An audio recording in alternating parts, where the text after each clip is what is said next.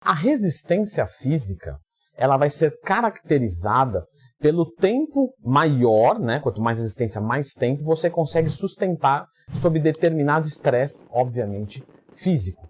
Então, um indivíduo, quando quer melhorar a sua resistência, ele tem que determinar o que ele quer melhorar. Então, vamos dizer que ele está fazendo algum esforço que ele aguenta por 30 segundos. Para ele melhorar a resistência física, ele tem que fazer esse mesmo esforço por mais tempo. Então, ao contrário do que alguns imaginam que resistência física tem que ser atividades de 30 minutos, 60 minutos, não. Pode ser uma atividade curta, só que quando você quer melhorar a resistência, você quer melhorar justamente o tempo que você consegue sustentar essa atividade. Se ela for de 10 segundos, e quando eu melhorar a minha resistência, eu vou conseguir então ir para 20 segundos, 30 segundos. Se for uma resistência de uma atividade de meia hora que eu queira melhorar, então eu tenho que ficar 35, 40 minutos e assim sucessivamente. Vou dar 11 dicas para você melhorar a sua resistência física e tudo que eu lhe peço é, em troca de 11 dicas, duas coisas. Se inscrever no canal e clicar no gostei. Isso ajuda muito. Todas as 11 dicas vão te ajudar na resistência. Essa 11ª dica, ela vai te ajudar de forma imediata. No primeiro treino você já vai ver diferença. Então, ela é de cunho psicológico. Ah, Leandro, você está de palhaçada? Não. É muito comum, eu como professor, quando algum aluno meu está sob minha tutoria, ele desempenha mais. Logo no primeiro dia. Aí você vai dizer, tá, você é mágico? Não, não é isso. Perceba quando você pega, de repente, um lutador de alguma arte marcial e o seu treinador fala para ele, vamos fazer abdominal. Tá, beleza, ele vai começar a fazer abdominal. Se ele falar assim, ó, faz aí até quando você aguentar, vamos dizer que ele faça 100. Se ele ficar gritando no ouvido dele, mais uma, outra dessa, não desista, ele vai sair tipo 130. Então o cunho psicológico é extremamente importante numa atividade de resistência. Você tem que sempre estar se lembrando. Algumas pessoas vão precisar de uma pessoa externa para ficar falando com elas, lembrando elas que elas são mais fortes.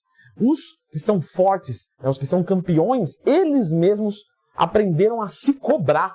A 10ª dica para melhorar a resistência é colocar movimentos explosivos, tá? Mesmo que você treine musculação, quando você faz movimentos mais explosivos, você consegue movimentar mais cargas e você concilia força com velocidade. E força com velocidade você explora uma capacidade que se chama potência. Potência é a força com velocidade, força explosiva. Então, quando você treina com movimentos explosivos, você também consegue melhorar a sua resistência. Dica número 9. Um descanso entre alguns sets de treinamento. Então vamos dizer, nesse caso agora, de um exercício aeróbico. Vamos assumir que eu vou trabalhar em 150 batimentos por minuto. Eu vou ter uma melhora da minha resistência muscular como um todo? Vou. Agora, como eu faço mais eficiência na melhora dessa resistência muscular? Eu treino acima do limiar aeróbico. Ah, Leandro, mas se eu treinar acima do limiar aeróbico, por exemplo, vamos dizer que o meu limiar seja 170 batimentos por minuto. Ou seja, se eu ficar em 171, eu vou entrar em fadiga e a minha atividade vai se encerrar.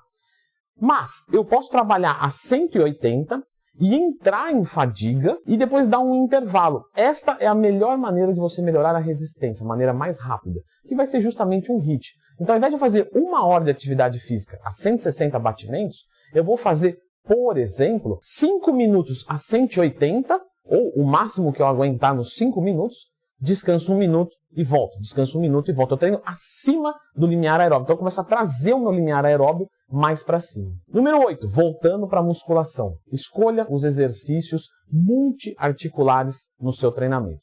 Quero melhorar a resistência. Veja só, se você vai fazer uma rosca concentrada, um braço só, uma articulação só, basicamente falando, claro, né, um músculo só, isso vai mexer muito pouco com o nosso cardiorrespiratório. Você vai sentir uma fadiga localizada. A fadiga localizada ela é boa também, nós devemos explorar ela.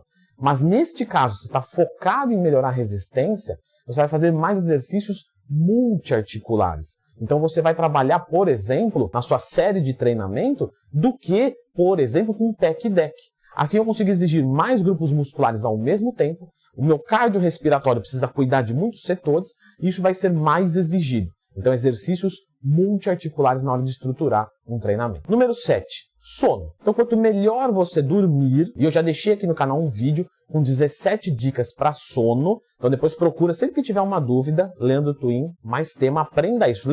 Tem uma dúvida, Leandrão? Leandro Twin, mais tema, que você vai encontrar um vídeo meu aqui no canal. Melhore o seu sono.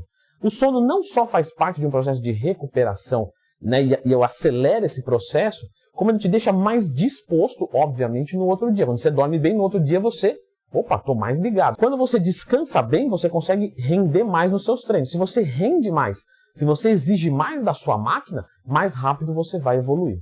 Número 6, pesquise sobre o GW501516. Leandro Twin, que diabo é isso? Isso simplesmente é a cardarine, tá?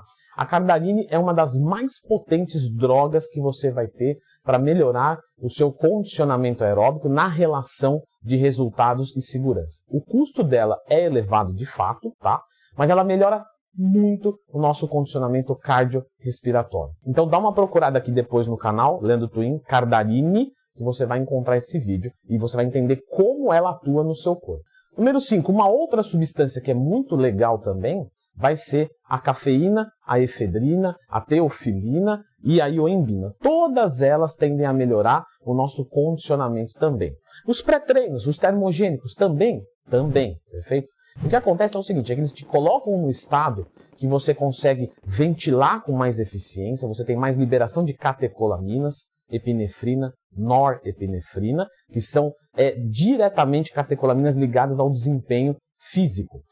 Então, quando você usa delas, você consegue treinar mais intenso, e aí você consegue evoluir mais rápido. Então, não é que ela cria em você, vou tomar café e pronto, já melhorei meu cardiorrespiratório. Não, não funciona assim. Mas ela te deixa num estado de alerta mais forte e você consegue render mais no treino e a resposta é mais rápida. Número 4, dieta.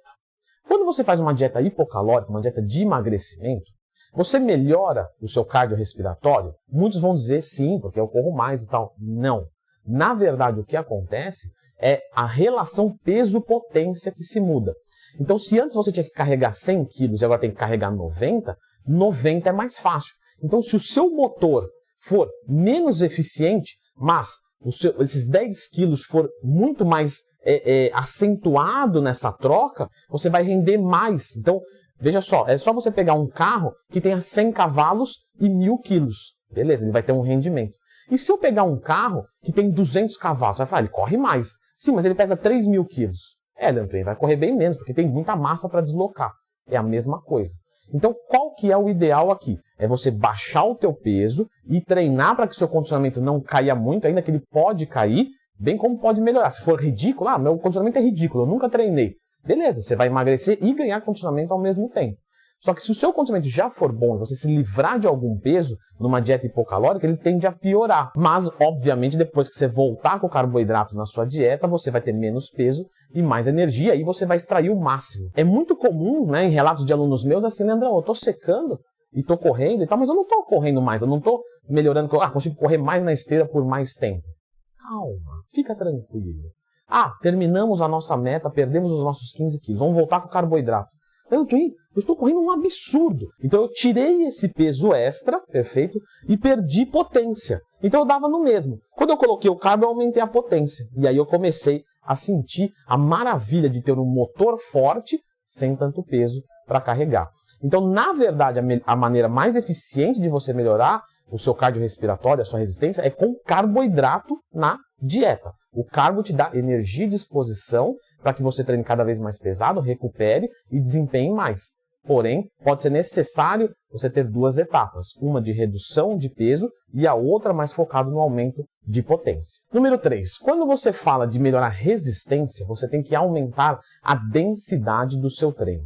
Eu já ouvi falar de frequência, muito bom, de volume, de intensidade. Agora, de densidade eu nunca ouvi falar, realmente. Essa quarta variável não é tão falada assim. Eu já expliquei aqui as 4 variáveis de treino, para quem quer aprender a estruturar um treino tem que saber disso.